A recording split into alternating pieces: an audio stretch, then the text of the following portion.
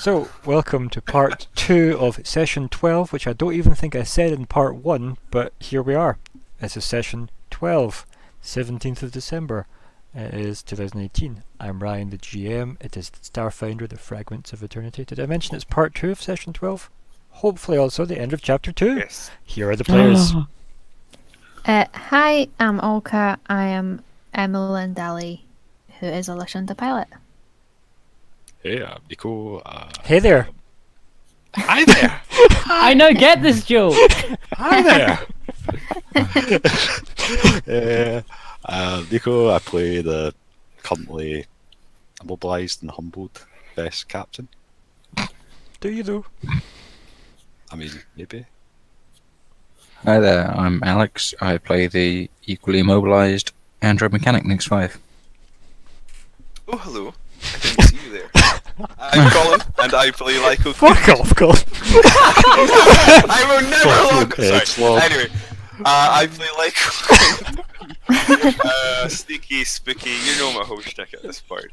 Oh, so good. Oh dear. Hi, I'm Calum, and I will be playing Stephen, Old Man Gun's apprentice, in a new campaign where nothing bad actually happens. So it's not run by me then, so... No, but it's actually Calum playing Zigg. Oh god, what if you weren't? Yes, I will be playing Zigg, and hopefully we'll continue to play Zigg. I think what we need to do is we need to have a separate rating system on YouTube just for Colin's intro. I don't think it was that bad. On a scale of, what is it, sneaky to spooky, rate this intro please. So, that's about a 4 sneakies out of 1 spooky. But yeah, so, I believe we fade in on just a mountainous pile, if you will, of corpses. Very kind of like almost like kind of energy singeing coming off of them. 2 very worried looking skeletal figures up on the hill, kind of exchanging nervous glances and speaking in a kind of croaked voice to each other. No subtitles this time. The camera pans kind of up a bit from the hill we're seeing from behind these 2 figures, and we see down into the valley a little, and walking kind of through the pile of corpses is this purple robed figure, kind of almost gliding. As they walk towards the pile of corpses, the corpses are just kind of like burning away, almost like a parting of the seas, if you will. So nothing kind of defiles this creature, and it slowly walks towards them. You can see its eyes kind of fixed upon these 2 figures, who now look incredibly worried. They kind of look at each other, they exchange their last glances, look back, they lift their both hands and staffs, and you start to see the crackling of energy as they start to cast their necromantic spells, and then you see this smirk on the figure's face, and everything cuts back to black, and we slowly fade up to Zigg in the smuggler's compartment, with Escate standing there, almost silhouetted in this kind of white light from behind her that only Zigg sees. What's your reply to her question? I or her statement, I should say. Statement, yes.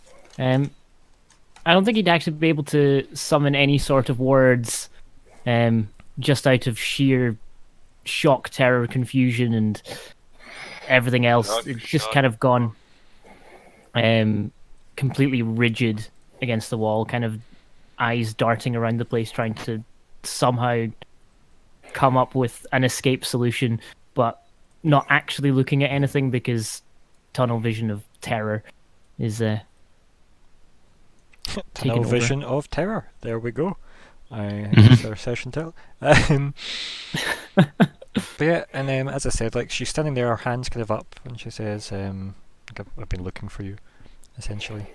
And then she kind of sees that you're like mildly terrified, and then she kind of cocks her head to the side slightly and kind of like smiles kind of really softly.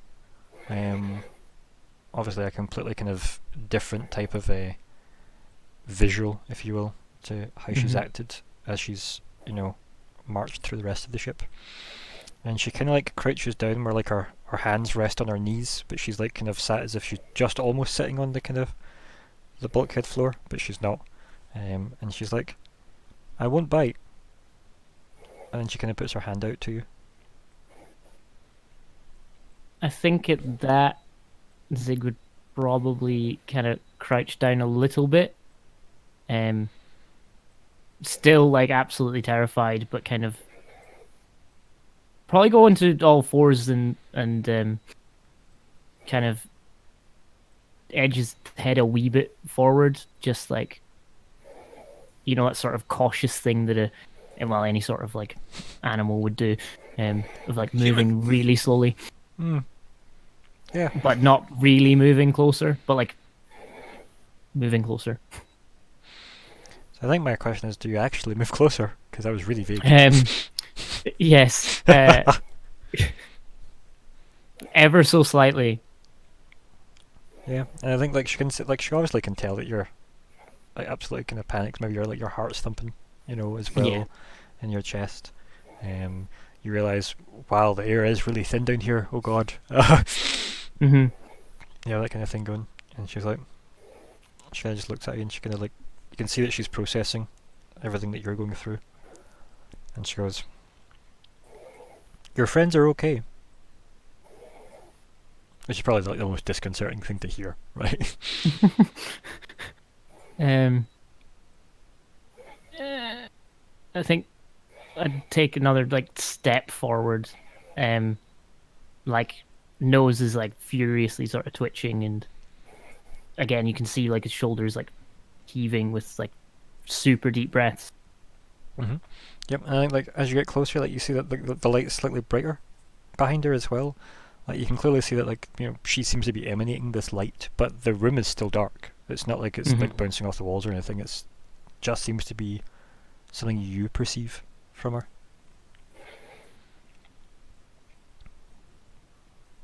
Just kind of sat like kind of crouched down with her hand open still.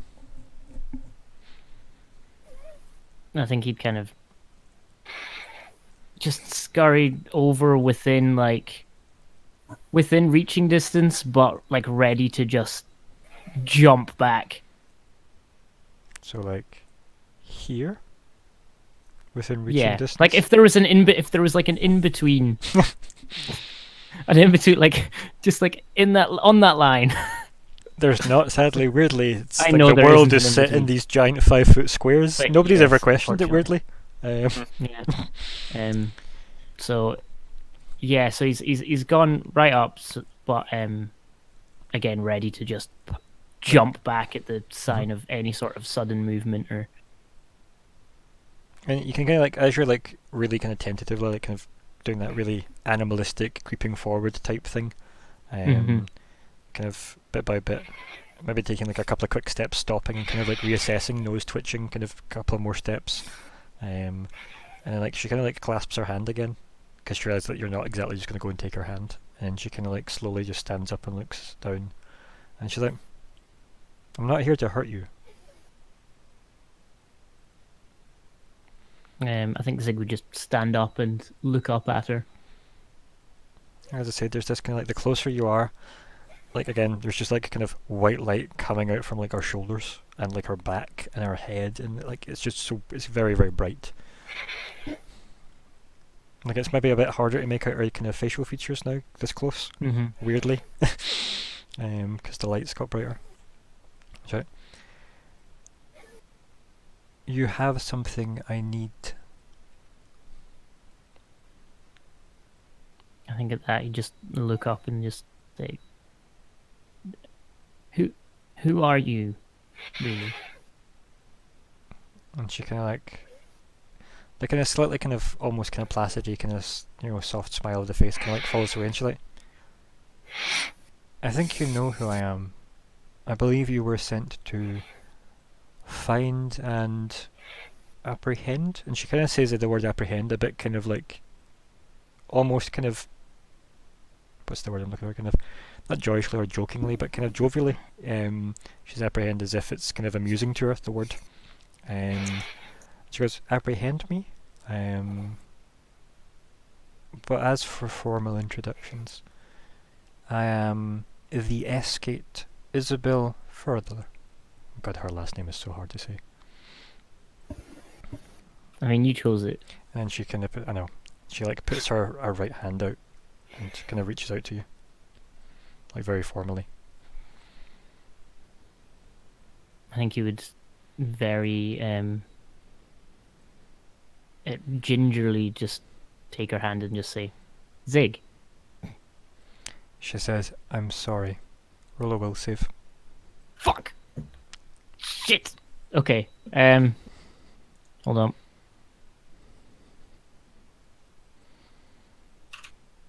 I spelled willfully wrong, but it doesn't That's fine. I can't say her last name, so that's fine. matter. Where's Will? Will! Not bad. Not terrible. Not bad at all. So, this is a feeling you have experienced all too often, only in reverse.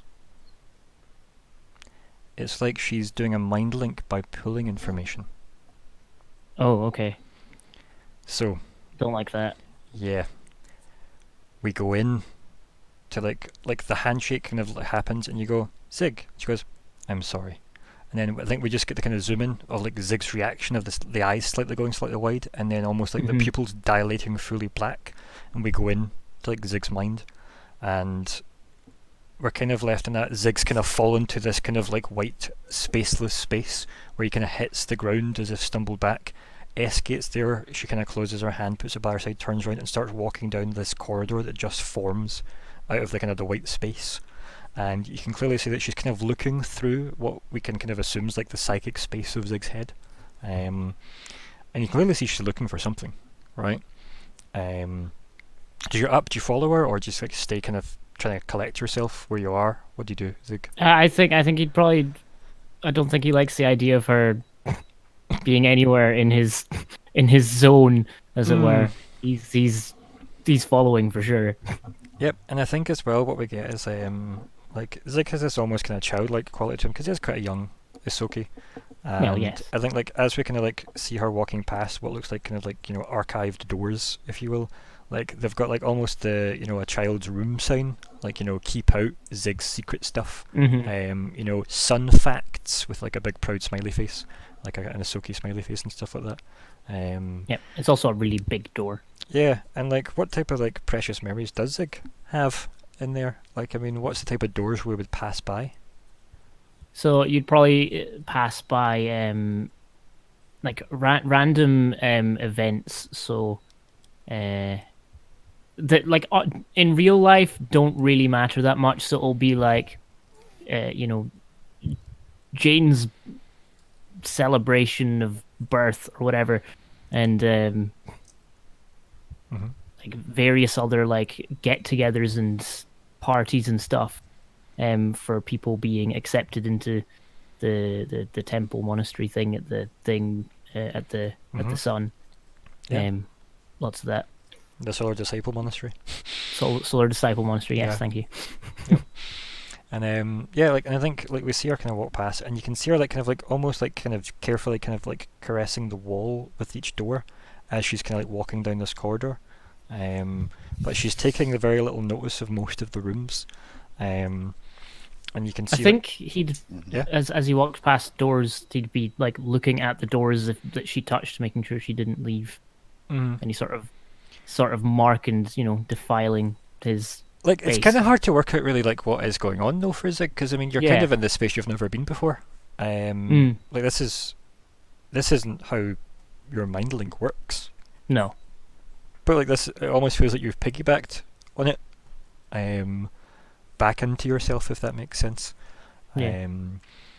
You've introverted fully, and you, I say like, I think as you stop and maybe like kind of quickly, kind of almost preciously like scour the door in that kind of panicked rat-like motion, as you're like kind of like your face and nose are kind of like going into like, the grooves of the door and stuff, and it's like, you know, Zigg's 5th birthday, you know, is maybe the door that you're looking at. And yeah, like, I mean, you can go in if you wanted, or like you can just because she's walking on, so you might lose her. No, I think I'd keep following her just because I feel like Zigg would obviously kind of know that this is his thing. Mm. He's aware that this is his, even though he's not aware exactly of Yeah, like it doesn't take in this too, form, I guess. it's not a big leap of faith to work out. This is everything's really nostalgically overwhelming for you here. Like as soon as Mhm. like you go near doors and things, you have those like flash memories, as if things have like just instantly went, and you start to get all the kind of almost like you can smell the sweet scent of the birthday cake or whatever it was you had, etc., etc. Yeah. If it's a pleasant memory, of course, you obviously can decide to edit as appropriate. And Mhm. I think you just hear the kind of clack clack of the heels further up the white space corridor, and you scurry up behind her. And then like she stops like when she gets to a door, and she kind of turns round and she kind of like notices you and kind of like looks a bit confused, and then just kind of goes, and kind of just like acknowledges that you're there, and she kind of ruffles your head a little bit. I think he'd kind of like as soon as her hand kind of touched his head, Mhm. he'd sort of like crouch down and scurry backwards a little bit. Yeah, like that kind of almost like poise back, don't touch me wound. Yeah. And then she kind of like goes, impressive. And kind of like does that, she's quite impressed. That look of genuine, not bad. I think she was expecting you to come in this space with her. And then she turns round, and then she's at the door. And you can see her like kind of like go to open the door, and like it doesn't seem to budge at all. And then she kind of turns round, and she's like, "Can you open this door for me?" Can I look at the door? Yep. Well, I know I can. Can I look at the door to see what the door is? It says graduation day. No. No. Okay. You okay? Did you mute there to have a moment? I did. I had a moment there. Okay. Right. I think. Do you know what? You're just gonna say no. No. But not as defiantly as that. More like, no. She kind of like narrows her eyes a bit as if she's studying you, and she can get like, I think, like, how does the like look? Does he look like in pain? Does he look upset? Does he look like, is it defiant? Like what? Like I think he's got like that sort of face where a lot of things are going on in his head. And I think as well, like given the nostalgic value of this place and like when doors are mentioned and things, those memories are coming back, and they're probably not the most pleasant. No, there's probably quite a lot of TBC, I think the technical term is. Yeah. So I think it's a very. Churned. I think he's got a very blank expression, very expressionless, purely because his brain's probably processing so much. Yeah. And then And I think he's looking less defiant than he thinks he does. Like when he's wanted to say no, it was more of like a desperate no. But he would have wanted that to have been more no. You know? Yeah. So she looks a bit, again, that kind of, she's been studying you, and then it looks like she's about to almost kind of engage with you again. And then she kind of like almost as if you see someone stop themselves, like they think better of the action they're about to take, they just catch themselves before doing something they might not want to do.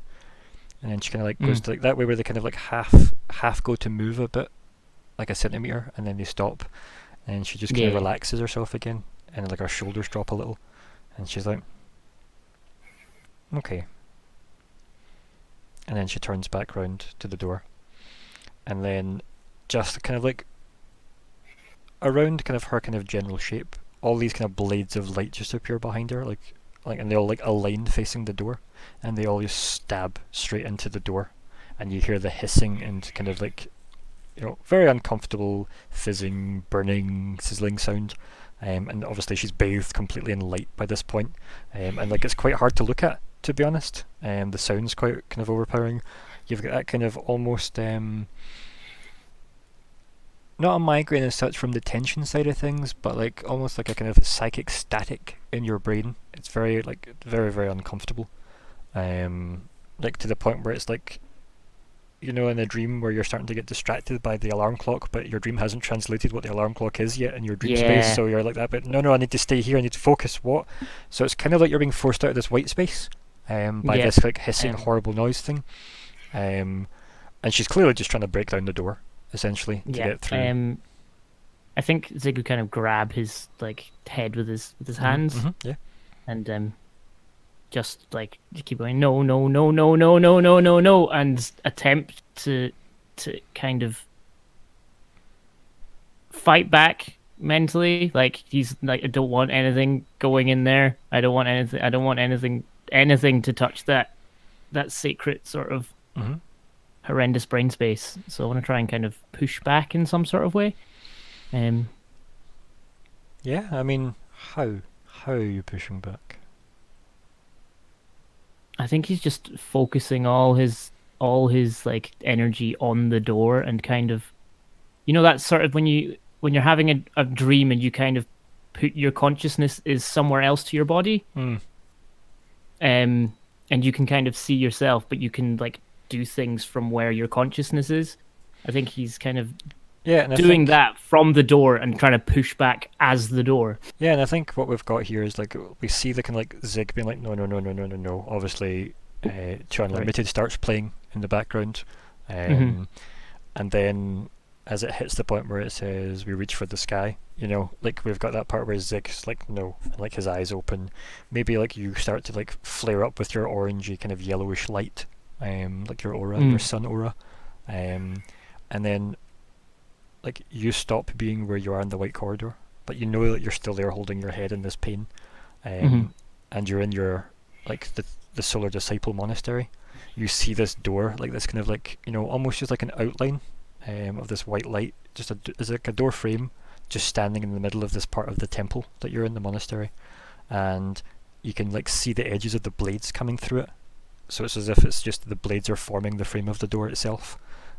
Whereas there's nothing there, it's just obviously empty space. And then we've got a bit like a younger Zigg in his kind of traditional robes, kind of slightly less space ready than what we're used to seeing. That kind of almost slightly tiny bit more naive looking. Like you kind of snap to it and you realise that something's breaking its way in. The kind of like edges of the space of this kind of temple, this kind of warm orange bathed light temple thing, are kind of a bit hazy to the audience, and you like rush up to like where this doorway is, and you press against it. Do you give me a will save? Yeah, I'm sure can.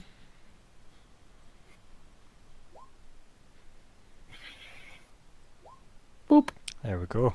That's I'll take that. Save. I'll take that. Oh, That's yeah. spicy. So tell me how you hold this door. And we never see you again. No. I think it's a very. And I think keep in mind, like I think we've got the shot of you in this warm, you know, orangey, temple-y, you know, like kind of almost sandstone temple, orange bathed light. You in your kind of robes, kind of like, I don't know, like maybe brownish orangey robes, holding this kind of like non-existent door where all these blades are bursting through. You're up holding it shut. Your eyes maybe start to glow like that yellowish, kind of whitish yellow colour, and then we flick back between that shot of you kind of straining and holding this door, and then like Zigg in the white space corridor clutching his head with all the kind of like that kind of noise of the hissing and the sparking, and like we flick between the two and describe how you keep the door closed, because it ain't open.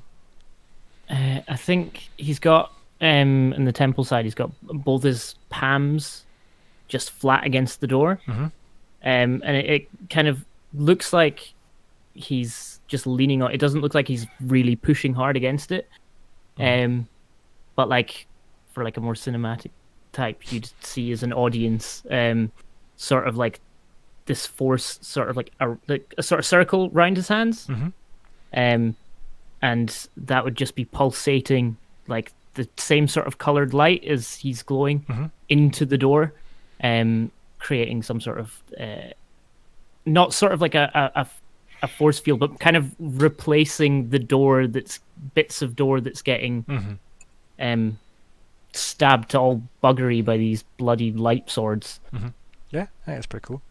And I think as well, like eventually, like the kind of like orange light bathes over where the blades have tried to pierce through this, like, again, non-existent space that's been silhouetted by these, or like outlined by these swords, and then like one by one, like the swords are like pushed back through, and I think at that point, like we have this kind of almost stumbling younger Zigg in the temple, like kind of fade to nothing, as present day mental space, white space Zigg appears, and like the hissing and light and everything is stopped, and like the headache and everything, the pressure is gone.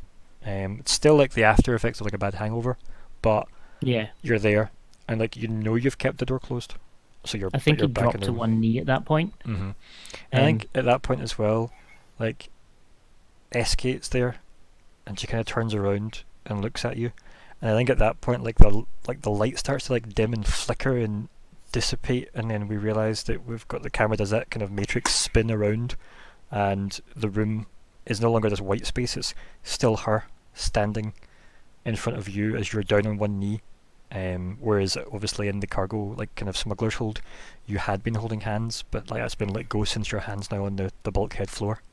At the bottom, we're back in the smuggler's hold, and you kind of just hear the kind of like crouching down as like her kind of outfit makes that kind of slightly kind of creaking kind of scratching sound, as like tight fitting clothing always does, and she kind of goes back down on her kind of like two knees, and like as I said, crouches down with her hands folded on them, and she kind of looks at you, and she waits for obviously like you to kind of maybe look up a bit, to acknowledge like where you are.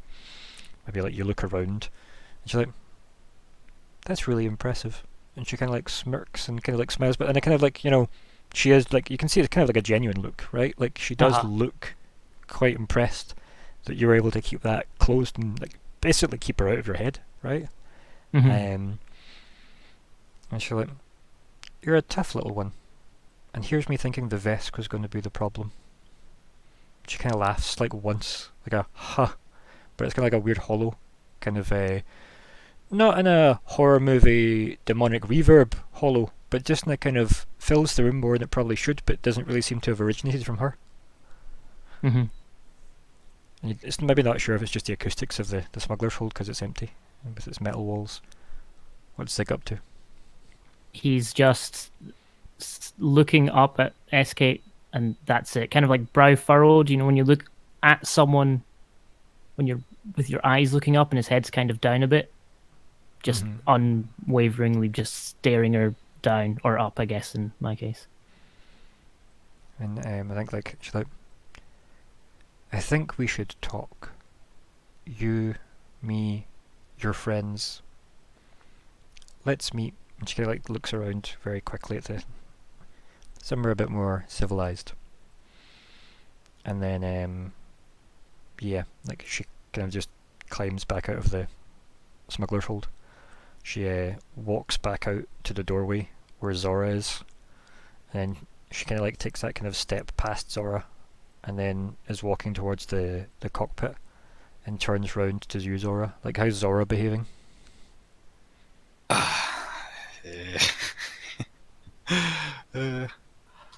I don't know. It'd probably just be like, I guess, staring her down, like, but probably when he's gun like with one arm.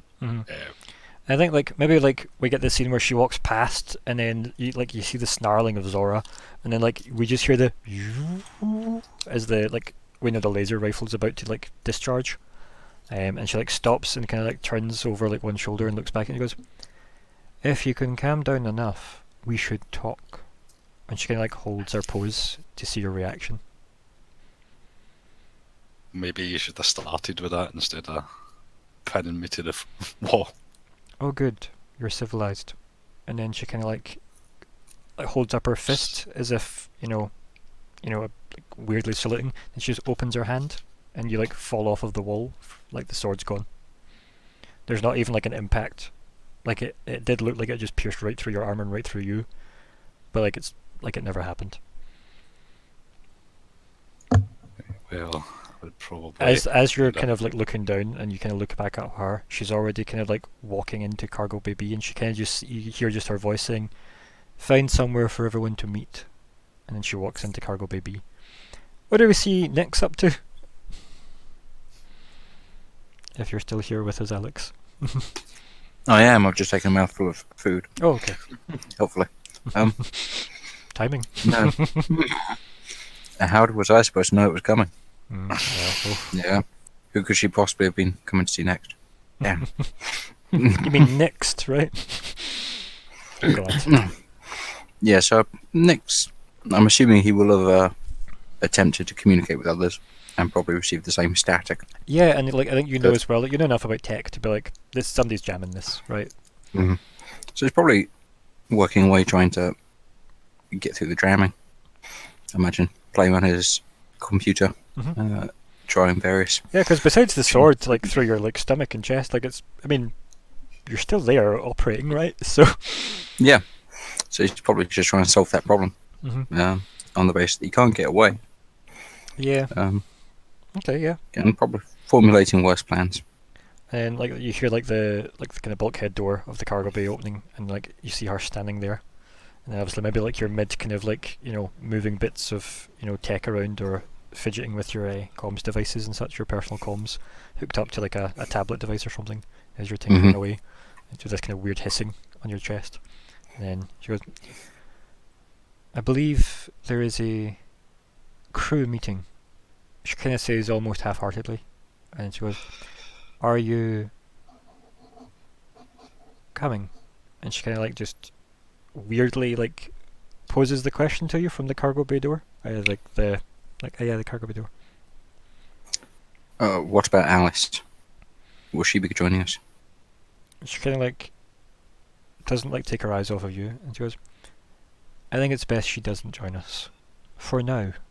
And she kind of says that last part reassuringly, as if she won't be gone forever, you know. I think Nick should begrudgingly accept it. And then, like, I'm assuming, yeah. So like, I was gonna say about the energy fuel that you've got, but then she kind of just dismisses the blade, or like the kind of like the hand motion as well. And obviously, maybe like you slump down onto the bench underneath your backside. Like, you know, some tools rattle a bit. She goes, she just kind of like turns and walks away. What about the people in the cockpit that are stuck in the cockpit? It's not exactly been a great deal of time that's happened. The mind space stuff happened really quickly. Yeah. Obviously, in terms of real time, mental time, it probably took quite a bit of effort for poor Zigg.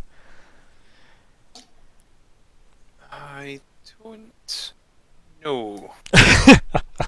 I probably have continued to try to get out. Yeah, is there maybe like a way to scan the ship from the cockpit, just looking for like what the fuck's going on? I mean, you can try. Yeah. So do you want to give me a computers check, Olka, and do you, Colin, want to give me I don't know, like an athletics check or something for the door again? Sorry, I couldn't. Athletics check from Lyko and a computers check from Emmelyn. Cool. We'll see what he's getting.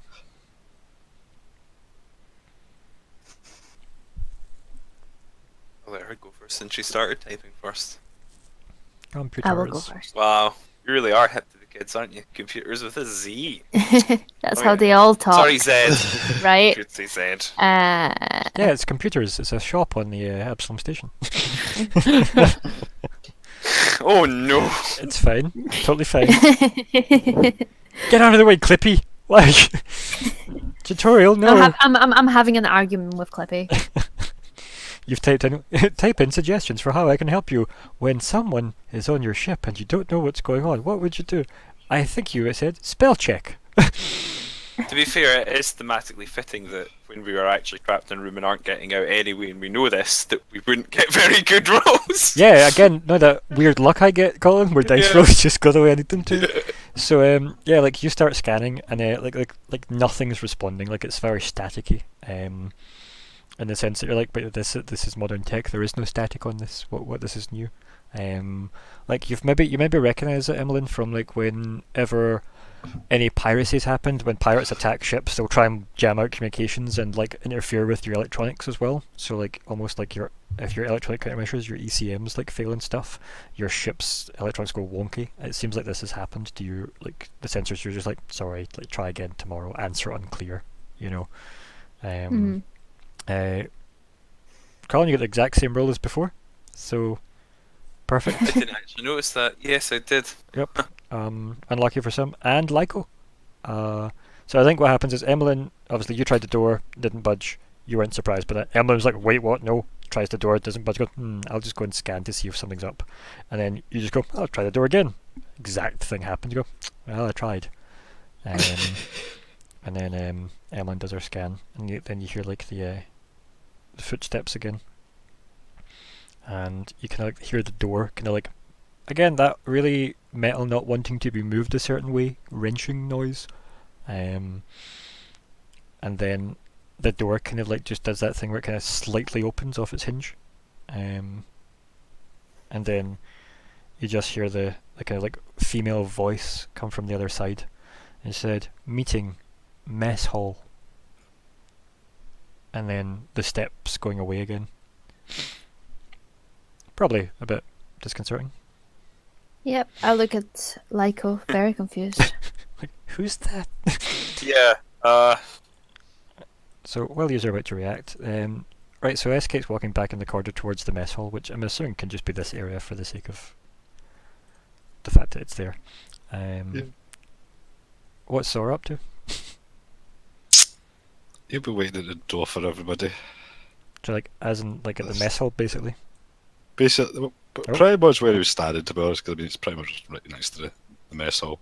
Basically, like guarding the rest of the ship, like this bit of the ship, if you know what I mean. Sure, yeah. Because I mean, I don't know this woman. Screw this woman. She's beat me up once, but that's fine. Zigg? It's always the second time, right? I think he's pretty knackered after. Oh yeah, like that's like mentally. Well, that's taken like a lot out exhausting. of him. I think he'd just slowly try and catch his breath for just a moment. Maybe spend like a minute or so just like letting this just like, you know, high excitement and high tension situation kind of wash off. I think we could have this, like, I think for the entire time when she left, I think as soon as she went through the kind of, like, climbed up the hatch out of the smugglers compartment, I think that we had, like, a split screen, you know, in that almost uncomfortable diagonal from, you know, end to end, and she's in the top, you're in the bottom, and you're in the dark, and she's obviously in the light, and, like, you're there catching your breath, kind of scratching your head, panting, holding yourself up, and we see her go around, you know, having her conversations and stuff as her audio overlaps with yours. And then she obviously speaks to Zora, heads in, speaks to Nyx, and we maybe during as she's speaking to Nyx, we see you put your hand on like the rung of the ladder to almost climb out, and then obviously you're kind of taking your moment to try and like realise you're not as strong as you thought you were, blah blah blah, quite weak from the mental exhaustion. We see her go up and unmangle the door, as then it cuts to them being like, the fuck, in the cockpit, and then we see her walking obviously back to the like where Zora is, and maybe at this point you've just reached the top of the smuggler's compartment. Yeah. Like maybe you're heading into the corridor with Zora. Probably quite like kind of gingerly, you know, that way where you're kind of like very and very very sluggishly as well, I think. In that way when you know you wake up in the middle of the night, you're still half cut, and you really need a glass of water. I don't know what you mean at all. I've never. Okay, well, let me explain. No. Let me So get really kinda just smashed sort right of- now, and you'll hear me. Yes. But yeah, so sort of like just kind of, you know, using the wall as to support him as he walks, and just taking it step at a time. I think when he sees SK in the corridor, though, he tries to look less drained as a human being. Yeah, Well, almost. as a rat being. I Yeah, and guess. that kind of like, you know, there's a predator here, try and look as scary as possible type vibe. Time to make myself look big. Yeah, puff out your chest a little. Yeah. Maybe cough once, you know. Nyx, you following on? I think first, and probably once SK's left the room, I'd go and just double check on the powered armor that was Alice. Yeah, like it's still there, like opened, Mm-hmm. where she stepped out. See if there's possibly see if I can play around with it and identify. Yeah, basically whether I can switch it back on. There isn't anything that looks like a switch as such. Yeah, like this would take maybe like some time and some study. Okay. But at the moment, no, it doesn't look like it's. As I said, you probably would, like, knowing your skill set, like, you could probably suss it out eventually. But it would just be a very absent crew member, you know, in terms of you not being in this upcoming meeting. So it's really up to you if you're gonna. Can I just mention, though, we definitely know that she doesn't consider the assembly as a crew member. So Yep. take note, everyone. Clearly plot relevant details. I was about to mention. Mm. I don't know if it's a terrible idea. What? But basically, Toss the power armor into the assemblies. not exactly. But on the basis that I don't know who this person is or what they're wanting to do with us, basically to rig up a timer on the assembly user's force field. You know, if I haven't returned in X amount of time, Sure, that's easy enough to do. Yeah, you could. Literally, deactivate. how long are you going to set on the timer? It's very, like, I mean, you don't even have to roll for this. This is something you can easily set up the force field to be like, please turn off in X time. I mean, I imagine giving it like 2 hours or something. Okay, yeah. To be fair, You set, I'd expect to be great. Generous. yeah, like you Well, said. Two on the basis that nobody knows I'm going to be doing that. of If course. they're Yeah, suddenly, if they're Well, suddenly flying away The with our ship in assembly 2 will hours, be paying a lot of attention as it throws like a weirdly formed knife at the energy field and then slowly reabsorbs it, and occasionally a helmet pops out and it reabsorbs it. yes. Just if something does happen to us and they try to escape with the ship, I like the idea that they'll be in the drift and the side will fall off. Yeah, I mean, yeah, like, you just type in the chat how long you're setting the timer for. That's what you do. What's the check on? There we go. Imagine we rolled for this and it was just disastrous. Like, this is why. Remind me then, guys, to review the how we feel about crit rolls as well. It's not really come up much, but yeah, we'll see. Yep, cool. And then what do you do after you've set your timer? And then I would head through to the mess hall. Yeah, because I think what we do is we see, like, maybe like you stand up off the kind of the bench you've been kind of pinned on, and then you can like sit your data pad down, walk around the armored suit, kind of trying to quickly assess it. We get that kind of first person shot of you quickly scanning the kind of inner casing of the thing, and then realizing this will take time. We just see you like walk by the control panels that are like parallel to like the assembly user's kind of containment unit, and then we kind of just see you go, and like just as you're slowly walking past, tap a couple of things onto the control panel, and we just see the 2-hour timer come up, and then like just minimize to the corner, and you head out the cargo bay and just close the door behind you. Everything will be fine. And then I think you like walk to the corridor, and I'm assuming Lyko and Emmelyn head out of the cockpit into the corridor. Yeah. Cool. I think by this point, Well, I can't speak for us both. Yep. So, like, by the time you guys use 3 assemble, Eskit's by this point's already walked up to both Zigg and Zora.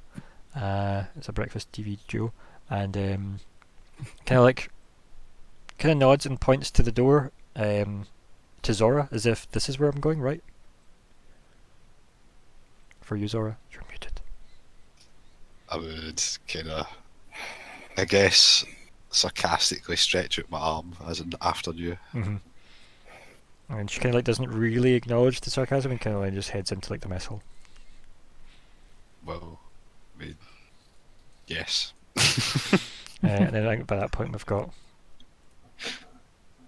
everything in the corridor. Right, so yous are all there. You maybe have like the ability to like maybe share about 2 seconds of dialogue with each other as a group. Let's just go along with it for now. guess that's matter of settings. Like, I don't think at this point, Emmelyn or Lyko have actually seen her yet, either. No. No. Yeah, but 2 seconds I can't explain what's went on. So Yeah. I'm just let's just go along with it for now. That's probably the only thing I could say. No time to It's explain. totally Follow me. Not as reassuring at all. Does Zigg say anything to follow Zora? No, Like, what does He doesn't say anything. He's standing still for now. everybody else? I mean, I'll follow Zora. There you go, my friend. Should be able to control your character, Okay. I think. I hope so. Oh, I can't select Zigg. No, I'm not selecting. Hmm. Try it. And I am using it in Chrome, don't you worry. No, it wasn't that I was going to ask. It's just weirdly it's not kept you assigned, and I think it's because we have 2 Lykos. I can't select There's Zigg 2 either. Lycos. Yeah, Right, remove that and I'll try dragging it on from mine, maybe. that's probably a better one. Yeah. But I have already just assigned you all those tokens, so Oh, feel free to move whatever Well, ones now you want. there's I'll 2. just... Oh, because now I've... No, that's fine. Move what you want. I'll delete the ones that are left behind. Sorry, clones. See this one? Or we Delete used that the one. originals. Oh my god, my grey ping doesn't Oh, really... whoa! It looks like you're just rippling Yep. through time and space. Heat. You mean escape, right? Excuse me.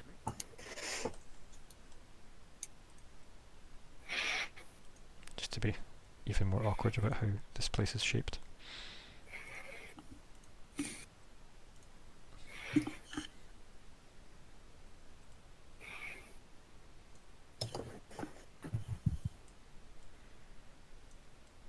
I can't select my boy. Say what? I can't select next. Weird. Let me just... He is broken. There you go. You should be unbroken. He is not broken. Zigg, where are you? Go, I'm here. I can. I'm sorry. I'm sorry. I thought Ellen's at the far back. So, yeah, that's not a I'm spaceship. standing behind Nick's 5. I'm seeing a trend here. If you're standing behind this 5, you can do like that if you want. Okay, so Maybe we'll do this and have, like, maybe that's a better layout then. Maybe. But yeah, like, she's kind of sat in the kind of almost, like, bench seating of the, you know, and she just sat there kind of like hands clasped in front of her, leaning on the kind of table in front. And she kind of looks up at the group as she's all kind of do that kind of you've lined up for that, you know, the shot in the trailer, you know, that people would question what the scene's about. And she says, "Let's talk." And then she kind of Yes. gestures to the seats in front of her. I wouldn't sit down. Yeah, nor would I. Do you know, I really like the idea though that the scene is that Lyko goes to sit down, but because Zora doesn't, you do that thing where you go to step and then you just almost stand up a bit straighter as if you're like... You know. Oh no, he just wouldn't have. Right, okay. I just figured that you quite like to boost you up. Does anybody go to sit down? No. Nope. But can I initiate combat tracking?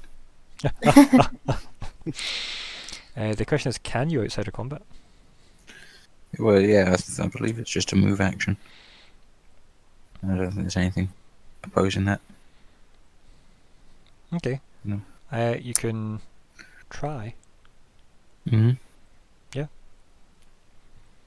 Do you want to roll for that? I'm just wondering if you're going to do it. I'm going to do it. I assume I can do it relatively quietly. Well, I mean, I don't think it makes any noise, It doesn't right? make any noise. Yeah, No. I wouldn't have thought it makes any noise. I'll definitely try it. Yeah, as you're looking though, there's no target. So I don't actually think she's here. Like, you can see her, but it's as if your AI is just like, no, mate, there's nothing there. Mm-hmm. Yep. Some kind of stealth technology. Yeah, if we just flash back to those kind of like, maybe Nyx looks kind of down to the side a little bit in deep thought, and he kind of like flashes to the combat where all the dragon men just walked right past Alice. And we flash back suddenly here, and you're still getting like no target resolution, no target resolution, no target resolution, like popping up. You know, like play Space Monopoly, 1 free try. You know, all these pop-ups. Nico, you remember Space Monopoly, right? Star Wars. Monopoly. But yeah, so she kind of like gestures to the seating, and then nobody moves. And I think we have that shot where it's just like mirroring the exact shot when she says, you know, we should talk, and it clicked on you guys, and then she says, have a seat, and it clicks on you guys, and it's just the same panel, you know. And it's like nothing, like the tension's there, and then you kind of hear her sigh, and she's like, okay, I'll start. She kind of looks up and she goes, "You have been assigned to locate and, if possible, apprehend me. Am I correct?" Just one part of the job's done. And she kind of looks at you, like, "You sure about that?" But like she kind of like says that as a kind of like reactionary. Her eyes dart at you, says that, and then kind of looks at the rest of the group to see how they're acting and responding to that.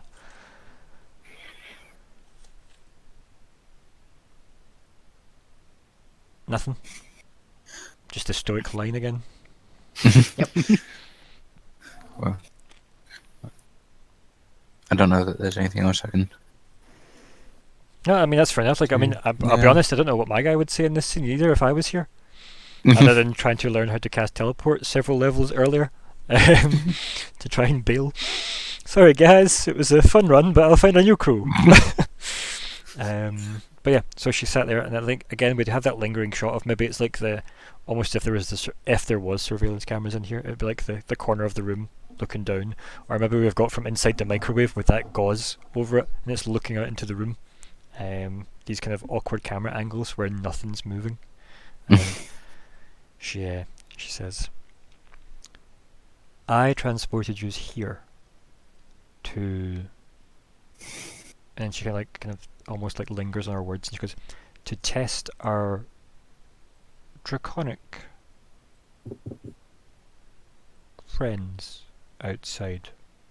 And you can see that she's, as if she's trying to translate like someone that's not necessarily got common, if you will, as a first language. And she's translating very kind of carefully each word, or at least that's what it seems like with her word choice. And she says, "They were expecting different people, shall we say. I sent you to see." And she kind of scrunches up her face a little, and she goes, and then she's looking at Zigg as well. And then she kind of like most of her attention seems to be focused on Zigg. And she says, "Can I really, really not convince you guys to relax?" And she kind of like gestures to the seating again. I wouldn't move. But like, is anyone responding to her though? Like, I get that you want to have that cool stoic shot again, because I'm totally pro that myself. And it's like trying to negotiate with Batman, quite frankly. But I focus my shoulder cannon on her. I think Zigg is probably staring at her, but like in that way you kind of stare at someone where you don't want them to notice you're staring at them. Yeah. Like if you're looking at someone you maybe find attractive, but you don't want them to know that they're looking like you're looking at them type thing. So I get it. Yeah. Only it's probably not an attraction this time. No. Although But, you still see this white aura around her though. Like you still see that, like even in this room, Zigg. I'm gonna sit down. Yeah.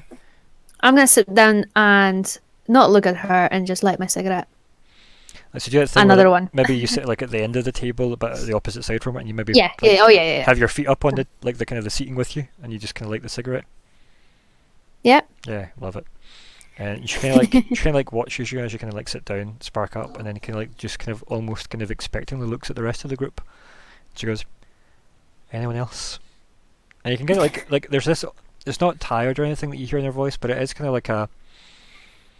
like she's kind of giving in, you know, like almost a defeated tone to her. I would kind of look around, like, is there anybody else doing anything? Anything? Sorry. Anybody? Yeah, because I love the image of like Emmelyn actually squeezing between Zora and Lyko and being like, right, cool, I'm gonna go sit. Yeah, I would look around and I would just be like, well, you have our attention. Should be good enough. And she kind of like closes like her fist like, with like her opened hand that she was gesturing to the seats, and kind of closes her fist and then kind of sits back up straight a little, and she goes, if I was still a threat to you, do you really think you would still all be breathing? And she kind of like very briefly looks at Nyx and then back at Zigg and then up to Zora. Doesn't really pay attention to Lyko though much. Probably like put a hand on like where I was like kicked before.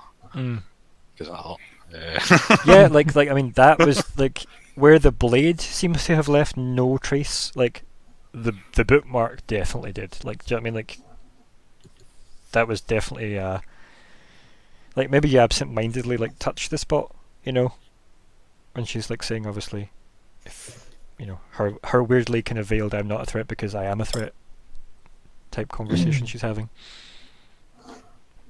Yeah, I would kind of do that and look at it. I'd say, well, I must admit that you're definitely trained, but I've been in worse situations before.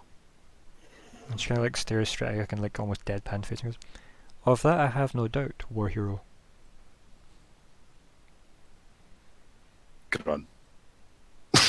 Yeah, because it's that where it's like, not gonna say I enjoyed being called a war hero, but you know, do enjoy being a war hero.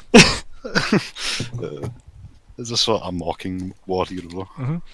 I like the idea that maybe like into the shot as well, the tension between like Zora and SK, you've just got this kind of like cloud of smoke that gets blown into the shot from the corner where obviously Emmelyn's sat. Maybe like antenna kind of slowly kind of like moving back and forth. So yeah, like is everybody else staying put where they're standing? Yep. Yeah, I figured you might be.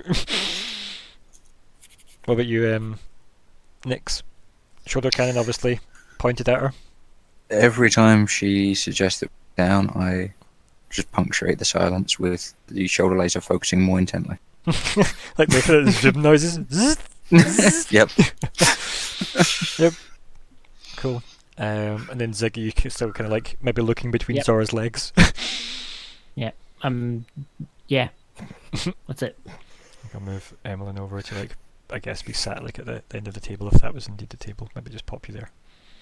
You know, half in the wall. And yeah, she goes, fair enough. And then kind of looks down at the table and kind of goes, Edgar Wesland. And she kind of looks at all of you for like a reaction. And she says, are you aware he wants me dead? I would kind of nod, like it's kind of expect it. I mean, Emmelyn says, should we blame him?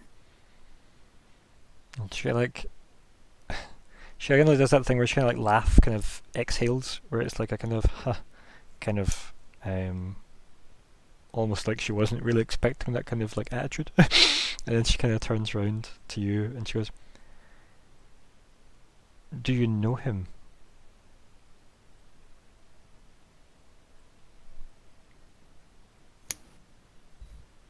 You can clearly tell she means like, not know of him, but Like know him, Yeah. know him. Yeah. and I think, see, as like you, like the camera focuses on you, I think we flash back to the scene we never seen, which was when you and Wesland were wrapping up your conversation in the apartment building, and Edgar is there, and obviously you've discussed how he's going to help you explore this mental psychic leak that you have sprung. That could may or may not be dangerous to you and others, and we're going to focus in on the the blue light of the e-cigs that yous are smoking, and she can he forgetting who I am, the help he offers goes, allow me to assist containing this unknown psychic energy for now. Would that be something I could do for you, Miss Dali? And then a big puff of kind of ice cold smoke comes out of his e-cig. Well, out of his lips around the e-cig, I should say. Mm. And like, it kind of like, with one hand on his e-cig and the other hand kind of like up with the fingers kind of splayed out, as if you're going to do the kind of, your fingertips will touch his fingertips type psychic nonsense. Mm-hmm. He kind of does that, and I think that's the lingering shot we have. And then obviously you sit with your controller at home playing the video game that is the Fragments of Eternity, and you've got the pull the left trigger to initiate psychic contact and pull the right trigger to decline the offer. And then it's got that kind of timer bar going down. What does Emmelyn do? Does she accept Mr. Weslin's help? I think she'll exhale just a wee sigh and some she'll smoke go for it. vapor, obviously, yeah. And then she initiates contact, and I think with that we flash back to this moment in the canteen, and as the camera's focused on you, we click back to it staring at you, and in from the left, in from the right of the shot leans in Wesland, going, "I wouldn't trust her," and he's just slowly smoking away. He's just standing next to you.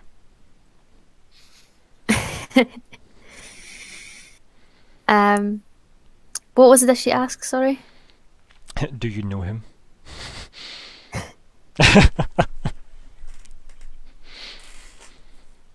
Do you know him? She kind of smirks, as if now when you've said something to someone that it triggers a fond memory almost, from long ago, and she kind of sits back and she goes, "Too well, unfortunately. Our hands have been at each other's throats for many centuries."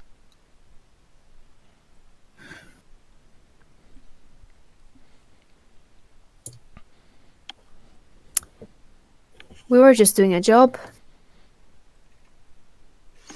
You kind of see that she's kind of less interested in you as soon as you say that, and she kind of turns back round to the kind of the rest of the party standing at the other side of the room, and she goes, "Do you know what Wesland is?"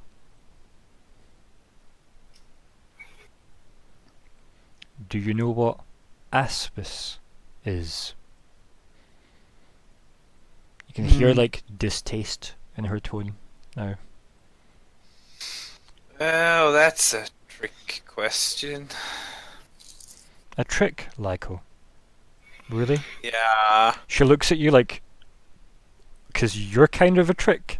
And I don't mean that in the Lady of the Night sense. I mean purely in the you're posing to be alive, but not quite. Yeah.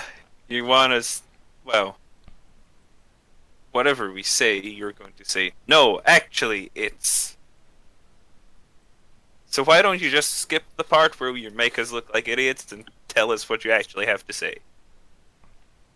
I'm kind of snigger at that. I like that. Thanks. This pleases me. I like that as well. Yeah, she kind of smirks and she goes, "Unfortunately, time travel is beyond my abilities." And she kind of smirks back at you, Lyko. Okay. Her implication is that you have already made yourselves look like idiots. I see. And I think if you linger on that, she'll then go, "Aspis consort with devils." Would snigger at that as well. Now, how do the party feel? Now, think about this from a universal "yous live in this place" type of thing as characters. Angels, demons, devils, like gods, these aren't things you just meet, right? Like the biblical side of the fantasy world, you know, the extra planar stuff. Like, yeah, you get bad wizards, right? But like this is like a different dimension of problems, right? Things that are just on a different scale from you guys. And she never called him a demon. She never called him a devil. She said Aspis consort with devils. So does that make anyone uncomfortable? Like, is it like, would that make anyone's character uncomfortable? Because, you know, how much do you guys know about that side of the world, or the universe? I Well, I should say. mean, he would have Not just very much. Mm. Yeah. Sort of What just other kinda people laughed know about pretty it. much. People, well, Lyko might know slightly more on account of dealings with individuals Mm-hmm. of a similar sort in the past, but he would have no direct involvement himself. I imagine stewards probably have like at least the faintest familiarity with them. I mean, yeah, like I think it's something that's maybe a bit more real for them than to like say Emmelyn. Maybe Emmelyn thinks of like, you know, the stories you tell kids to keep, you know. Like, Right. see if like I was to say what the average person like that, what average knowledge of it is like across the spectrum, right? There's what the normal person who has heard the stories as a kid, and then there's the normal person who has heard slightly truer versions of the stories as an adult. Like a slightly different. Well, like I mean, scale. the stewards might have like stopped a cult, like trying to summon like a demon, right? And they might know what the cult thought, Yeah, which right. might be closer to the truth. Or they might have actually then been attacked by the demon and not known how to fill out the report, right? If they survived. Do you know what I mean? Like it's, yeah, like I think there's it's definitely something that you could believe being real, right? Because this is one of these fantastical worlds where a lot of things are kind of believable.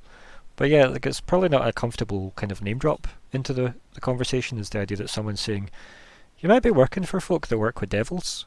Like that's, I mean, none of yous are evil. All devils are. Right? So, like, maybe Emmelyn has that kind of, oh, don't be ridiculous, devils, oh, here we go. This is, you know, like, you could easily laugh that off in a kind of, this is ridiculous now, kind of way. As a reaction, other people might be uncomfortable. If there's a cold chill up Zigg's spine, you know? Yeah. Like, none of it's particularly comfortable, though. So how do you react? No. Like, talk to me, guys. Let's go for Emmelyn first. I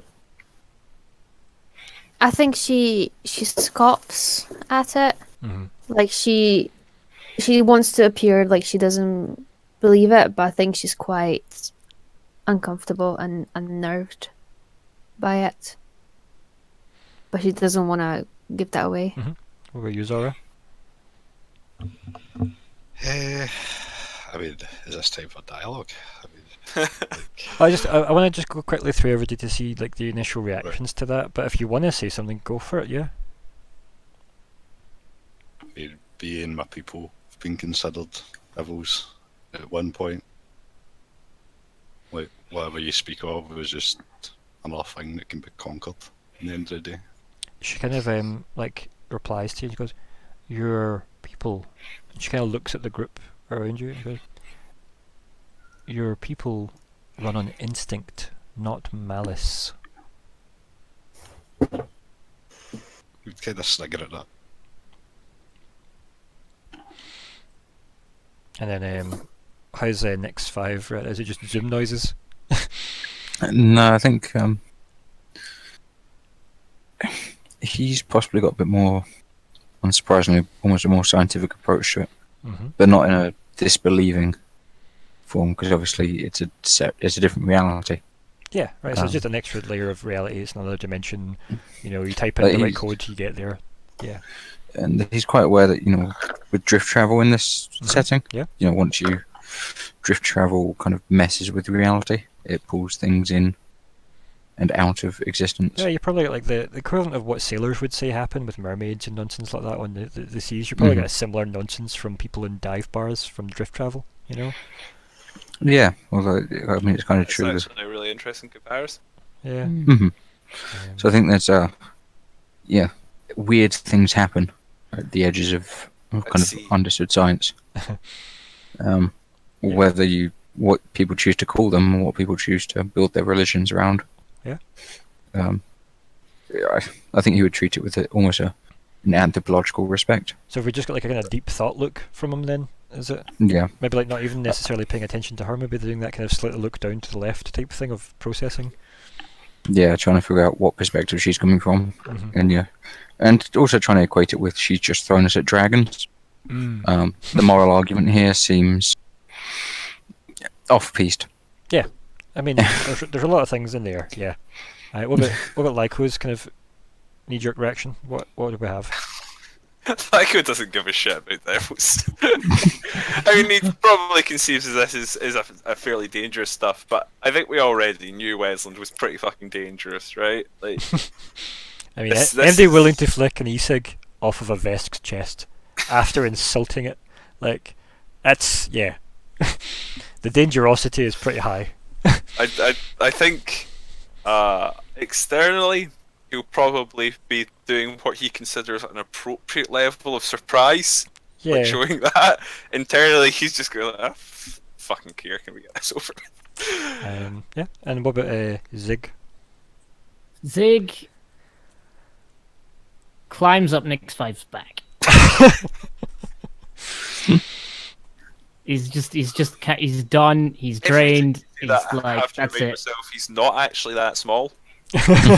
No, he's The image is really weird. okay. It's not a bad reaction. Yeah. And then Eskate's kind of sat there, kind of almost looking a bit like underwhelmed a little, and she goes, "I work for the Church of Abadar. Yous have heard of it?" Looks to the group. The bank, yeah. That's an aspect of the church, yes. Abadar Corp do run the banks. And then, maybe we've just got the shot of Nick's asking that with like a hand of Zigg's like over one of his eyes and like holding on to like his head for stability. And Oh, sorry. I thought you said the other guy worked with devils. Shit, been going across my face. like she has like the eyes say everything that you don't want them to say. As she kind of looks at you and she goes, "One of the vaults that I am assigned to was," and she kind of thinks for the word, she goes, "defiled. Something very, very valuable and very dangerous was taken from this vault. I have been assigned to investigate this. Aspis Consortium," again you can hear the disgust as she says it, "seem to dislike my investigation. And I am convinced they are involved in its disappearance. I also believe a faction of the Drow to be responsible for this theft and defilement, and I believe them to be working with the Aspis Consortium. You work for the Aspis Consortium. Can you now see my hostility?" Yes, you're upset about your competitors. And she has this look where the look she gave to Lyko just moments ago where she was very disgusted with him, she kinda has that for you now. And then clearly you found a button to push, right? Let's face it.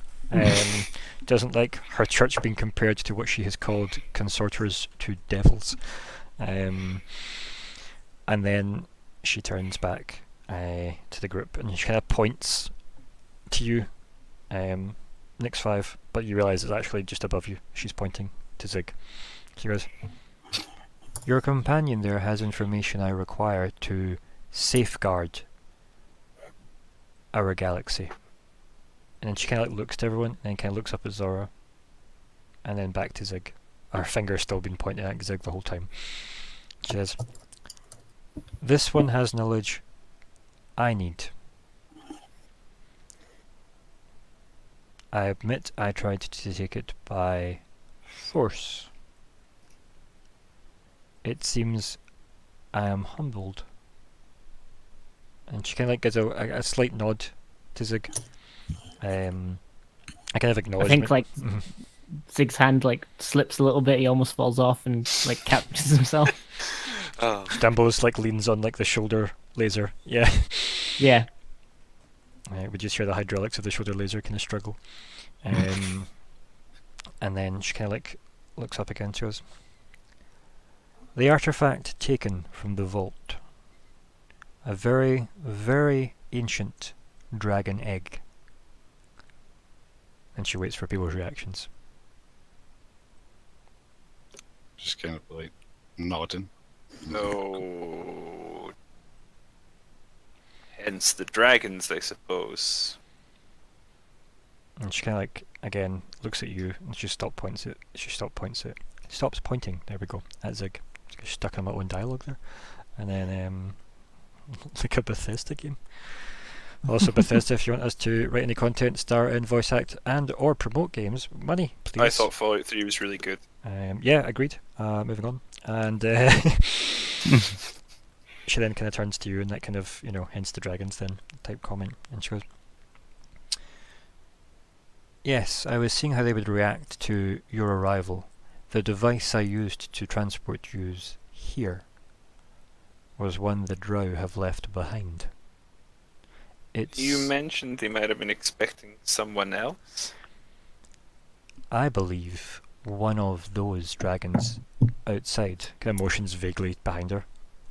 I believe one of those dragons is also working with the drow faction responsible for the theft. And she kind of like sits back, kind of, and kind of leans against the wall a bit. And I kind of, she's clearly quite, well, she can't really be fucked with this, quite frankly. And then she's like, kind of puts like her hand up to like her head and kind of like rubs her ocular ridges. And she, she looks at the group and goes, I believe Aspis are also trying to investigate the overspending of a certain black dragon. And she kind of looks to everyone for reactions. Now, for those of you who don't remember, the other thing that Wesland was investigating was the fact that one of the black dragons seems to be bankrupt. God, yeah. I had forgotten about that. I've forgotten all about that. Yeah. Yeah. We may have. It's because you picked the SK assignment, that's why. Because it was made of money. So what's that Zora says to her? We may have heard of a job of similar ilk. Yes, you seem to be So- very connected, she Black says. dragon working with the drow, huh? I would like do like a switch like that because he really hates the Aspis. Now, Really leaning into the stereotypes. if any of you guys also remember, during the entire scene in the last session, the black dragon never spoke, and its attendants never left its side. Right. I do remember that. Yeah. It stayed very quiet, in fact. So, yeah, we go back and he goes, I believe the black dragon outside, and kind of again motions vaguely, has spent its hoard on trying to acquire the dragon egg within the vault. If this egg is ever allowed to hatch, let's just say the Viscarium, the swarm, kind of shrugs. All irrelevant. This egg must never be allowed to hatch. What's special about this egg? Isn't it just another dragon? Have you ever fought a dragon? I look off to one side. Yeah, it's like, Heard of ones that have fought dragons. Doesn't usually end well. I mean, we got pretty perilously close out there, and I can't say I fancy it. But there's already this bunch of dragons in the world. Wants one more. this dragon wouldn't even notice them. She kind of like looks quite seriously again. She's kind of sat up straight again. This dragon is the dragon of the void. And you can hear the serious tone come into her, and she's like, it's almost again kind of, her voice fills the room, you know, type kind of, again that kind of almost echoey, hollowy kind of voice again. And she kind of points back straight to Zigg after she says dragon of the void, points to Zigg. This one knows what happened to the only thing that can oppose it. The solar dragon. And then we get a very brief shot of Zigg's kind of face, his eyes going wide. That door of the graduation in that white corridor, the camera does that really quick zoom up to the door. The door creaks open. Inside there, it's the temple, that kind of orange bathed light. It's got like the burning sun behind the wall, as if it's kind of like a glass viewpoint out to the thing. And in the center of like the kind of audience chamber type thing, there's a huge golden shining dragon egg sat almost on like this kind of big fancy plinth type thing that kind of obviously clearly is worshipped by the solar disciples. And we end our session there. Ah! Well then, Well done. So, Sunboy did know something after all. yeah. Some boy knows a lot of things. Now, Just not all of them are useful. what I love now is at this point, this is where we're going to end chapter 2. I hope you've enjoyed chapter 2. We'll get to the naming part just now, but I would like to say that a lot of the stuff Zigg had to do there is stuff that hasn't happened for Zigg yet in real time. Yeah. Because we're going to do, between now and the start of chapter 3, we're going to do the prequel episode that puts a lot of context to this for those of you who decide to watch it once it's up and done. So we'll do that as like a chapter 0 set. So yeah, me and Calum will get that arranged ASAP, quite frankly, because I am Indeed. super hyped to do that, and maybe you're a bit more now, and maybe you can see why I was like, that needs to happen before chapter 3, friendo. Yeah. Yeah, graduation. Yeah. eh? As soon as you said, I saw it coming. You said graduation day. I was like, nope. Fuck. Is there going to be a giant snake? Any I mean, I give you a giant kind of reptilian thing, right? I mean, I'm good enough, right? Good enough. No mayor though. Yeah. Now, what's the session title suggestions, folkies? Mid- Well, question fuck. Was that medkit question mark? Boot to claw. Medget, ellipsis, question mark, exclamation mark. I'll be honest, actually, the only one I've got is elsewhere, else when. But that's it. That's because obviously I knew I was going to start with having a scene elsewhere and elsewhen. Can we just have the title be an interrobang? None. Just no one. None.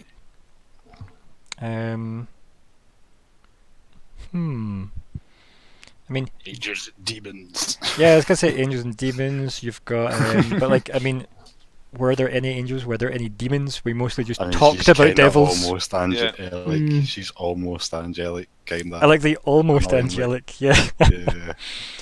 just not Maybe quite. something, but almost. something. Holy along- smoke! Oh, Holy smoke! I do enjoy it. But what about Wee Weslin's appearance as well? Because obviously at the end it would say guest starring Edgar Wesland. Morally bankrupt. Cute. I like it. That's not bad. Bankrupt isn't a bad one actually. Morally bankrupt's Bankrupt, not terrible. I like maybe it. some. Yeah. How you want to phrase that? Just want to type up the phrase you want to use for it then, because that's not bad. What's such morally bankrupt? Mm. Thinking that.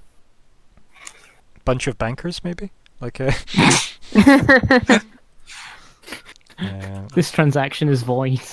I was going to That's a say good plan, actually. void That's good. transaction. That's actually not Yeah. bad. Mm. That's Yep. a really good one. I really like that one. Void where transaction. prohibited.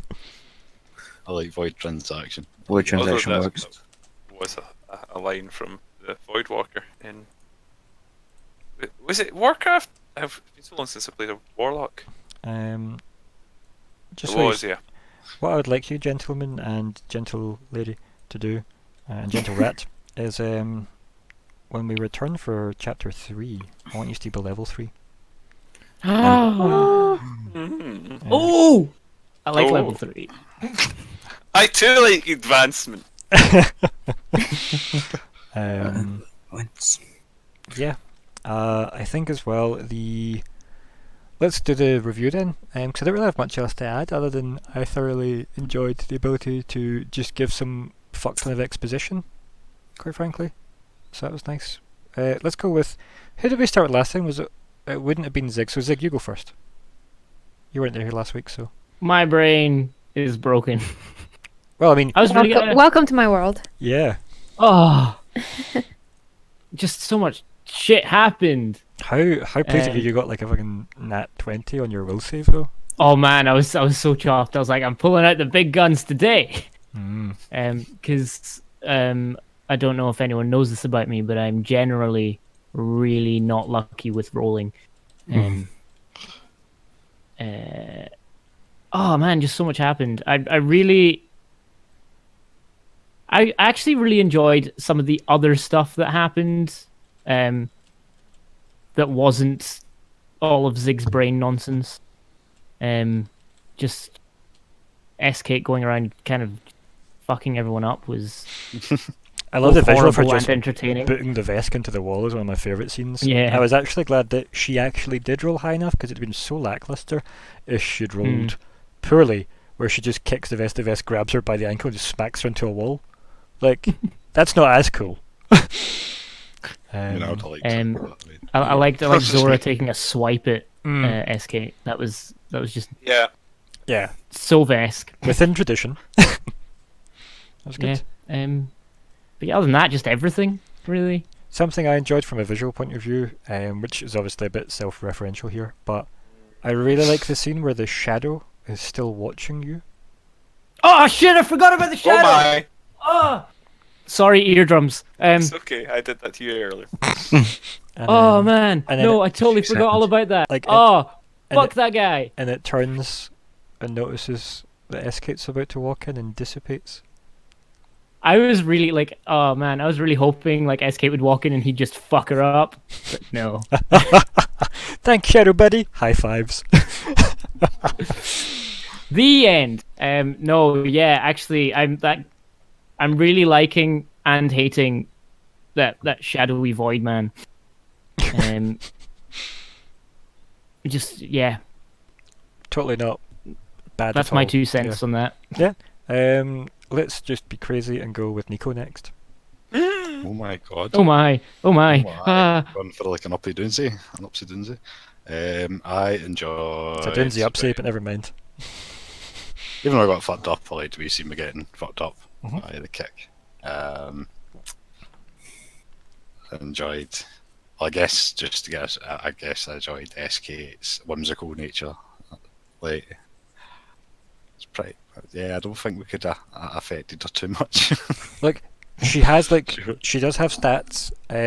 She was completely officially statted. I can't say the same for Wesland, so I was really excited to see what would have happened if you had went for him. But she has her stats are all there. So everything that was rolled legitimately. I think you know me by now that I'm likely to do that and just stick with whatever the hell happens. Like the fact that Zigg managed to keep her out, which was awesome. I really like that actually. That made me feel real good. Yeah, I mean, let's face it, Zigg probably feels pretty fucking bitch in there, right? Like Zigg the Mighty, right? Yeah. Who else would know anything about magic than Zigg? Living up to your own reputation. But at the same time, I think he's very disconcerted about how drained he is now. After that, that's kind of put into reality a little bit. Yeah, I mean, you saw how easily she dispatched the Vesk, and then kind of just sat to you like, wow, impressive. Small rat person. She kicked my boot. Anything else, Nico? I enjoyed genuinely all her reactions, just when she was asking us to sit down. I love that. Like the exact same page. It's such like the comic book panel, isn't it? Where everybody stands, doesn't move. She goes, "Please have a seat," and then it's just the same panel of everyone standing, staring, totally stoic. It's like I love it. It's almost the Avengers staring at Loki at the end of that fight scene. Or he's like, maybe I'll have that drink, you know. It's good. No, I also liked Zigg's stopping, like basically the whole scene with Storm home up the door and stuff. I enjoyed that. It was good. Mm-hmm. So good. It was good. It was good. I think we're gonna go with Alex next. Yeah, I really enjoyed Zigg's brain shenanigans. Mm. It's good to get inside a character's head like that. No, I like it. It implies so much as well, doesn't it? Like about what's still to learn about each other, I think. Yeah, and I also quite enjoy the kind of the switching between different visual effects for different approaches to magic and things. Mm.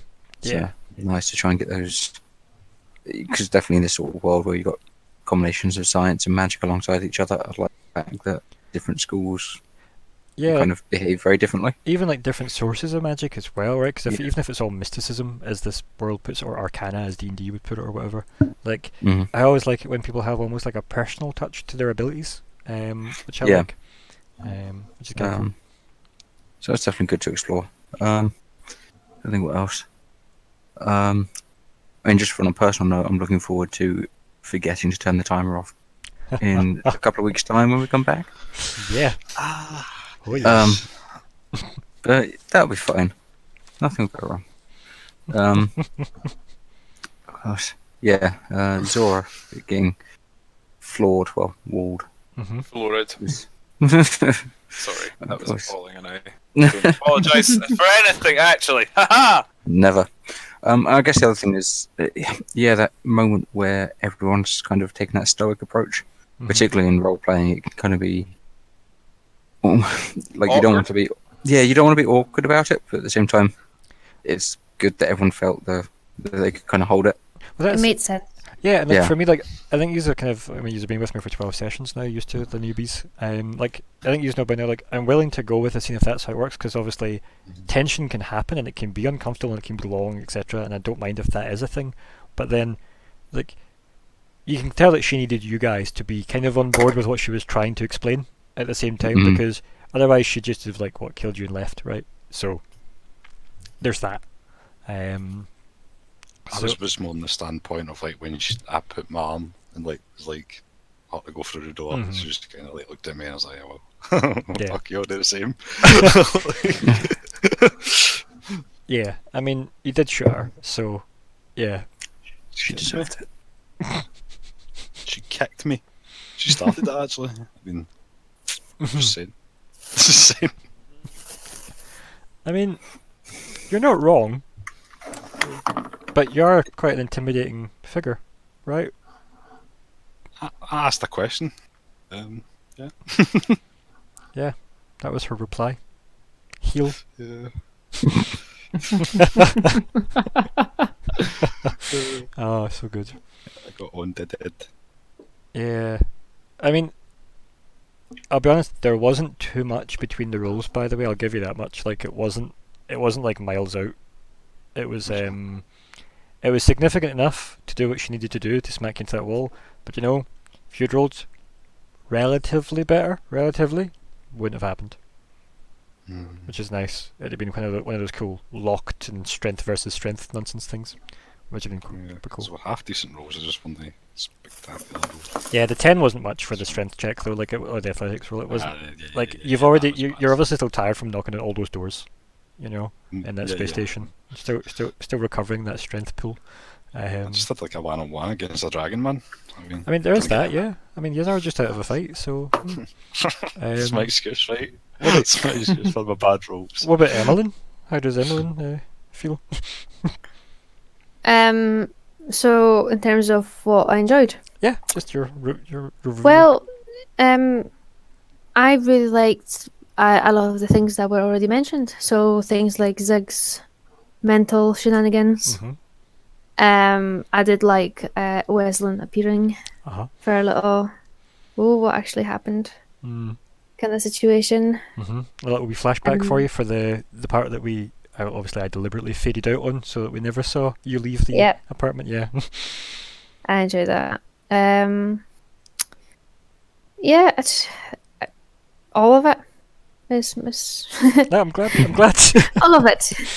It was, it was all good, you know. Easy answer, all of it. Yeah, and I enjoyed it. good. I'm pleased. What about yourself? Last, but not Lyko. But actually Last Lyko. and not most unbad. Have. There you go. That's what I did with those words. Good luck those at home listening, trying to unpiece that together. Fuck. Be a lady tonight. Oh my voice went really weird there. So, yeah, I really liked what we've all discussed already, and I'm just going to do it again because fuck all you, I'm doing my bit. I liked that we got a bit of the sort of internals of Zigg. A very fortuitous role there again. Yeah. Yeah. I liked also the sort of parallel where we got that with Zigg, where obviously SK would sort of or let's be formal, refer to her as Furler. On second reference, this will be peer reviewed. Yeah, so Furler is sort of getting into his head and trying to penetrate further, etc., etc., and he resists, right? And then later we have the flashback to Emmelyn accepting Weslin's sort of invitation in. So there's a nice little bit of sort of not quite a parallel because they went in different It's directions. juxtaposition, like it's Yes. and like almost what's it called? And there was kind of like a in a mirror darkly thing Yeah. where you had a kind of a reflection in a sense, but an inversion in another. So yeah, I liked that a great deal. I liked also getting to snark at her because like Yeah, it was good. you expect this to just immediately be like pliant, yeah. yeah, and it's like, no, I don't know you and I don't like you. Why would I be compliant? So getting to be Lyko at people is a great deal of fun. Well, I'm glad you enjoy being Lyko at people because I feel like it's the exact response that the audience would expect by this point, where it's the why isn't he saying something like snarky at her? You know, like Yes. like And what I like is being the sort of character who isn't dumb. He makes good points a lot of the time, but he isn't smart enough not to say them to people. yeah. I mean, also when you died Yeah. once, like what have you got to lose, right? So Well, that's one approach, yeah. yeah. Plus, you've still got all that wonderful stuff from Dr. Nazmakeklik, where you're like still in the back of like Lyko's head, like what did that mean? Yes, Yeah. intrigue. That's what I. Yeah. I think I covered everything there. Did I miss anyone out? I don't think I did. I know I did a weird order, so I don't really track it very well, but I think that was pretty much What did you enjoy, Ryan? running the game so far for 12 sessions, guys. Like, Oh. it's been Aww. I know, I'm adorable. It's been damn good. Like, I love the fact that you have happily stayed this long for the journey so far. I'm glad you seem to be enjoying the story I'm trying to put down. I say trying, it's not like you're making it difficult. I just think you're definitely adding things that make me want to adjust it as we go, which is good. I love the fact that I don't know how certain scenes will play out, because literally when I flash back and let Emmelyn choose, is she going to go for whatever Weslin's selling? You know? Like, that's like, at that point, like, Emmelyn, of course, like, you have full kind of scope to decide yes or no. So I then have to go, right, so this changes a lot of the story going forward depending on what way you go for it. So I love stuff like that, because that's why I get quite excited about the way I write this, because obviously I don't know how that's going to play out. I don't know what choice you're going to make. You could all just have decided to pull guns on SK in that, mess hall. You could have tried to lock the door, I did try. Do you know what I mean? Like, yeah. But yeah, like, what's funny is technology seems to not be working for you guys because of her, but then magic doesn't seem to be working for you guys because of the dragons. And it's almost as if SK knew you were bullshit for both. So even the playing field, like, Not bullshit. maybe she's not just a pretty face and a really nice pair of heels, I mean, I got the impression she didn't necessarily need to level the playing field. She definitely gave me the impression of someone who... You mentioned she had a stats profile, and I imagine it's a rather substantial one. It's I wouldn't say it's insurmountable. Let's put it that way. You guys, Is it like rain on your wedding day? no, it's like YouTube blocking monetization on a video Ah, when you've I already see. paid. Yeah. But yeah, like, I think £10 when all you need is a knife. things I like though as well is little tiny bits where you get the character moments, like Lyko and Emmelyn just smoking together, just because they're like fuck the rest of them, I don't know what to do. Like, just, we'll smoke, because they all have shit going on. You know, like when Zora storms out, Nyx 5 takes Alice away, Zigg scampers off scared. Like, and yous are just like, well, I mean, we don't really have anything to do, so we'll just smoke. Like, I loved little bits like that. I liked Emmelyn's attitude of just sitting on the table, being like, yeah, I'm going to sit down. Fuck it. Sparks up a cigarette as well. It's like we're fucked anyway. Yeah, and I think, I mean, there was that kind of impression where obviously SK, it's like, you guys are trying to hunt me. I have found you. Like, let's just, and as Lyko said, let's skip to the end, you know? It's like, we're doing the dance we don't need to do. So I enjoyed that. I cannot wait to get the prequel done for Zigg. I think that'll be a lot of fun.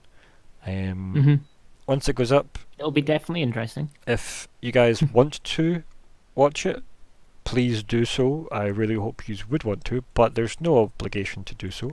It's just probably will add a lot of context to what just happened, especially for Zigg. Thank you, Calum, for pretty much going with everything I needed you to do without ever actually talking about what you were going to do. That was nice. I appreciate that, because You've got in my head. none of what, well, several times I rolled for it. Like the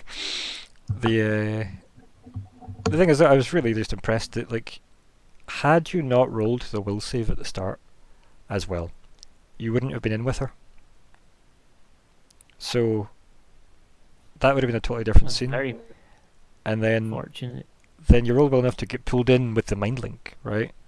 Because it's something that you just know so well, because it's one of your key abilities, right? And you couldn't have timed your natural 20 any better, could you have? For your will save to then be strong enough to hold back, you know, someone's unwanted entry to like a memory. Strong. Where did all the good men go? Never mind. Yeah, but Where like, did all the good rolls go? but then obviously he's got a good chunk of lore about like Aspis Consortium, the Drow agenda, like a faction of the Drow working with the I Black made Dragon. a couple of remarks about the Drew as well, and I really wanted you to comment on them. I was trying to bait you in. Actually, to be clear, I actually don't think I don't think Lyko is someone who is at all bigoted. Actually, he's probably quite likes Drow because he's used to dealing with skeezy people. Well, the Drow in this one as well, like they're Of a planet of bastardry with a spooky name. yeah, right. Like, I mean, they're quite Our best customers. yeah, probably right. So you've got that to work out. Obviously, it's not all of the Drow. It's not magically every single one of them. It's the, you know, a faction within there. It seems like the Black Dragon's been made bankrupt through some nefarious kind of agreement with them and this Void Dragon egg, and yeah, like what? Why did Abadar have that, right? What does it have to do with the Ox? And I've already got a plan to deal with it. Yeah, like Whence cometh evil? yeah, none of us have even spoke about the cutscenes, right? We don't know. It's meta. We don't know. But I'm man. asking you as players, obviously, when we do this review. It's all about the game and how you play it. It's about the scoreboard. I'm the musical references guy for those listening at home. I'm the one who says the things that are from songs. He is the danger. Calum's the one who can actually sing.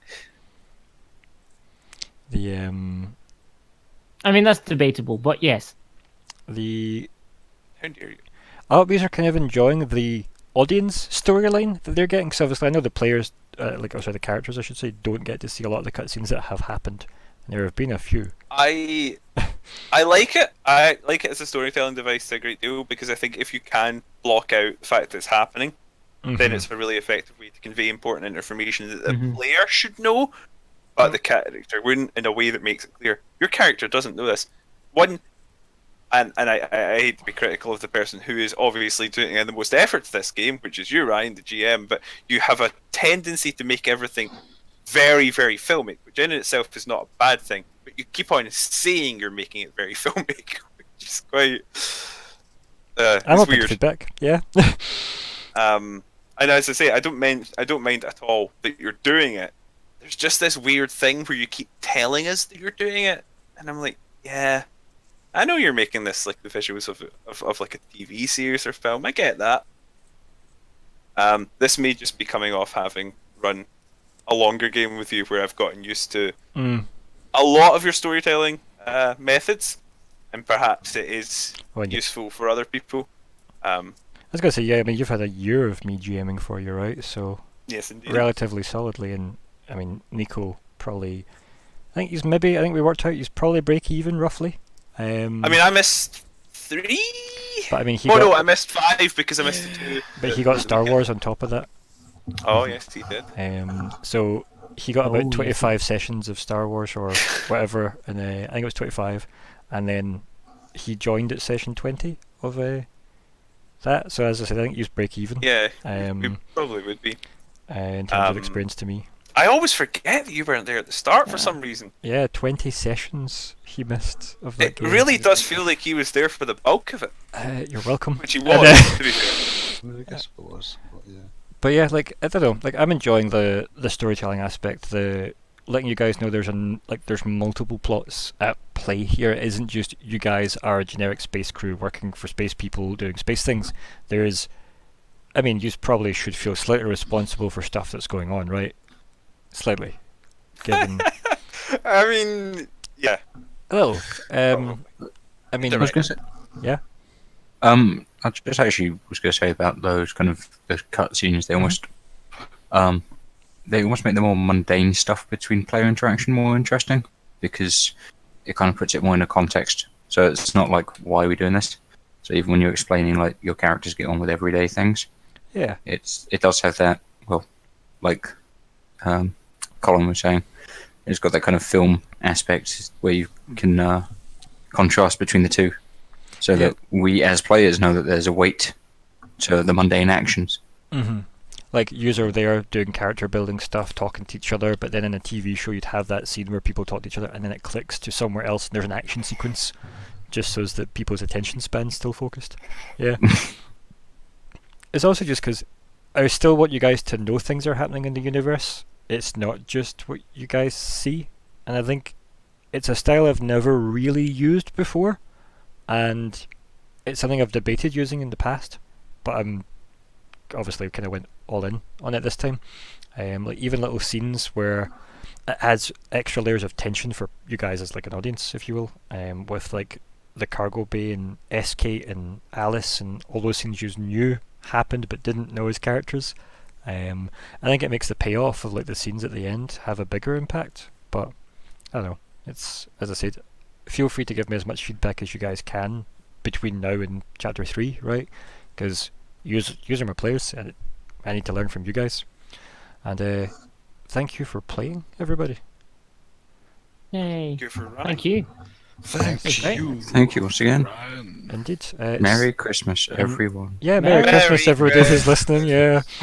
Goodbye, Nick. Hashtag Calum is precious. Like and subscribe. Smash that like button. And goodbye, everybody. Everybody say goodbye. Bye. Love you all. Bye. Bye. The end.